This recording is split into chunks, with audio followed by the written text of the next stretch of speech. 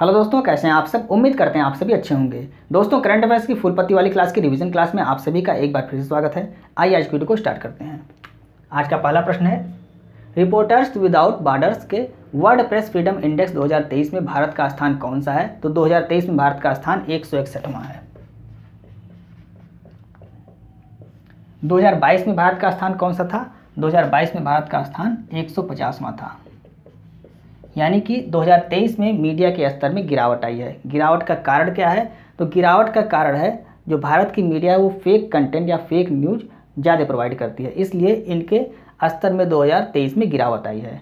अब जैसे आप उदाहरण ले लीजिए, जो पिछले वर्ष रूस और यूक्रेन का युद्ध हो रहा था, तो एक कोई मीडिया थी भारत की, उसका नाम नहीं याद आ रहा है। जब वो न्यूज़ उसका आप देखिए तो वो यहाँ लिखता था वर्ल्ड वार 3।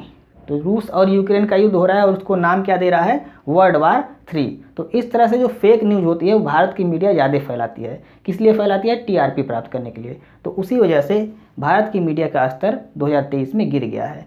कितना पहुंच गया, 161। कौन सा स्थान पर पहुंच गया भारत, 161वें स्थान पर पहुंच गया। 2022 में भारत किस स्थान पर था, 150वें स्थान पर था। इसको आपको याद रखना है। प्रथम स्थान पर कौन है, प्रथम स्थान पर नॉर्वे है। 2023 में भी और 2022 में भी प्रथम स्थान पे नॉर्वे है। अंतिम स्थान पे कौन है, अंतिम स्थान पे उत्तर कोरिया है।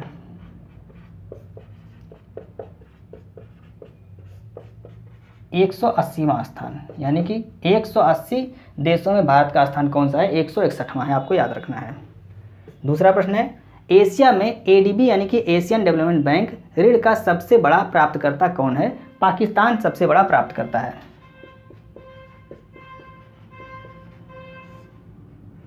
पाकिस्तान सबसे बड़ा प्राप्तकर्ता है।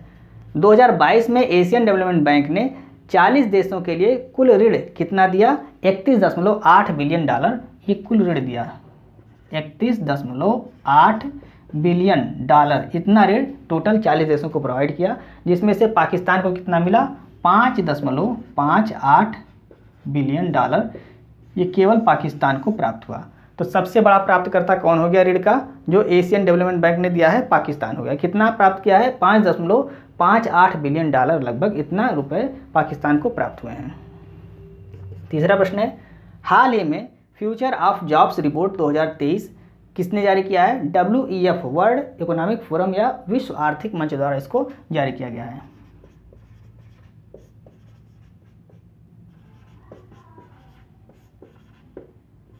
विश्व आर्थिक मंच या वर्ल्ड इकोनॉमिक फोरम, इसके द्वारा इसको जारी किया गया है।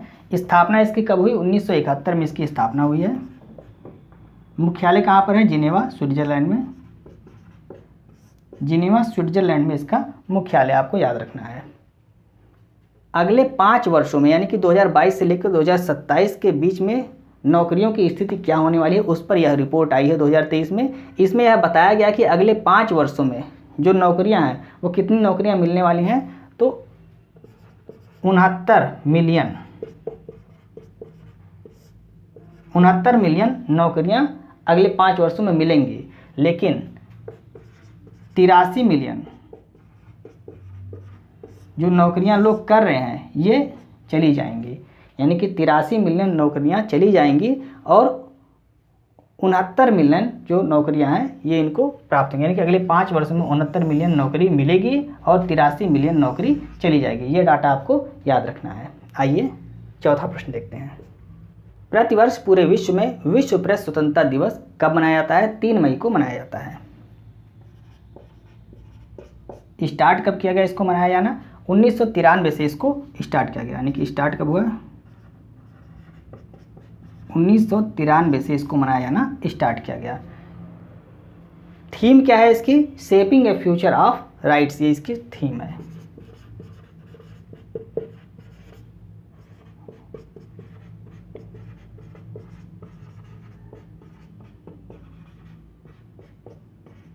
Shaping A future of rights, ये इसकी थीम है। वर्ल्ड प्रेस फ्रीडम अवार्ड 2023 किसको दिया गया, ईरानी महिला पत्रकारों को दिया गया जो जेल में बंद हैं।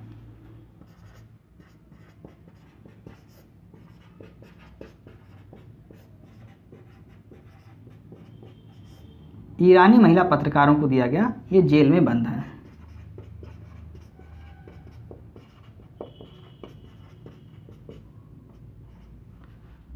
तो विश्व प्रेस स्वतंत्रता दिवस कब से मनाया जाना स्टार्ट किया गया? 1993 से। और कब मनाया जाता है? 3 मई को मनाया जाता है। इसको आपको याद रखना है। आइए नेक्स्ट प्रश्न देखते हैं। 5वां प्रश्न है, भारत की पहली अंडर सी ट्विन टनल का निर्माण कहाँ किया जा रहा है? मुंबई में इसका निर्माण किया जा रहा है। ट्विन टनल है मतलब कि 2 टनल बनाई जा रही है और प्रत्येक टनल 3-3 लेन की बनाई जा रही है। यहाँ पे आप लिख लीजिएगा 3-3 लेन की ये टनल बनाई जा रही है।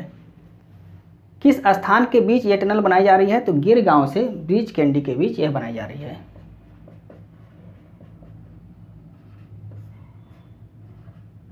गिर गांव से बीच कैंडी, इसके बीच यह टनल बनाई जा रही है। लंबाई कितनी है? तो लंबाई 2.07 किलोमीटर इसकी लंबाई है। किसके द्वारा बनाया जा रहा है? दक्षिण कोरिया के द्वारा इसको बनाया जा रहा है।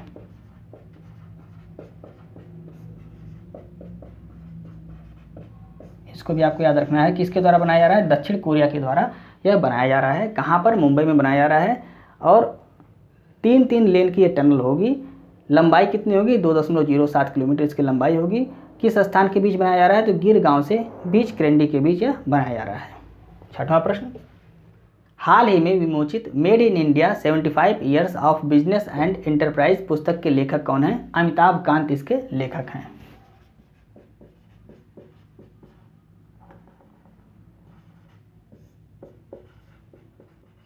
अमिताभ कांत इसके लेखक हैं। अमिताभ कांत ये पूर्व में क्या रह चुके हैं? नीति आयोग के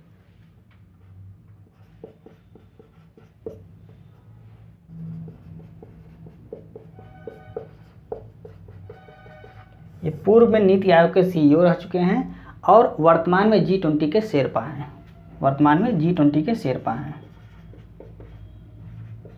G20 का आयोजन भारत में किया जा रहा है 2023 में। तो G20 के शेरपा कौन है? अमिताभ कांत हैं। इसको भी आपको याद रखना है। 7वां प्रश्न है, हाल ही में अंडमान और निकोबार कमान के 17वें कमांडर इन चीफ पद पर किसे नियुक्त किया गया है? साजू बालकृष्णन को नियुक्त किया गया है।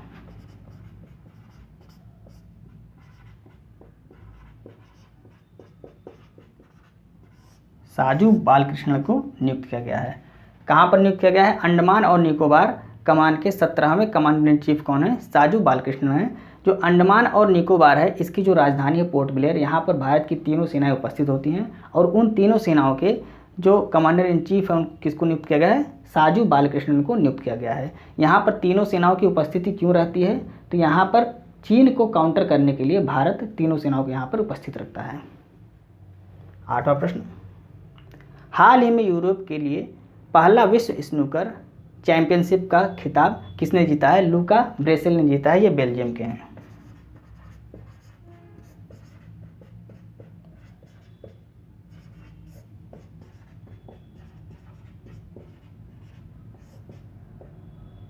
लूका ब्रेसेल ने जीता है। ये बेल्जियम के रहने वाले हैं।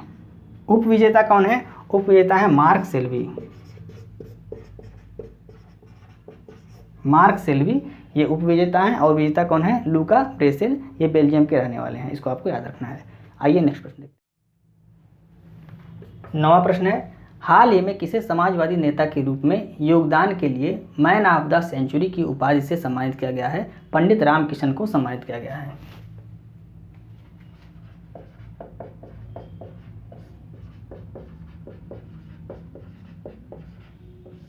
ये कहाँ के रहने वाले हैं? ये राजस्थान के रहने वाले हैं। राजस्थान के रहने वाले हैं और इनकी उम्र कितनी है? 97 वर्ष इनकी उम्र है। इनको कौन सा पुरस्कार दिया जाएगा? मैन ऑफ द सेंचुरी की उपाधि इनको दी जाएगी।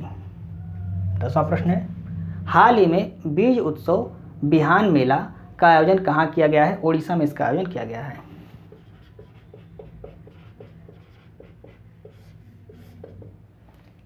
ये कैसा उत्सव है? तो खरीफ की जो फसल है उसके बीजों को संरक्षित करने का यह फेस्टिवल है। कहाँ मनाया जाता है? ओडिशा में इसको मनाया जाता है। खरीफ की फसल के अंतर्गत कौन कौन से आते हैं? जैसे बाजरा हुआ,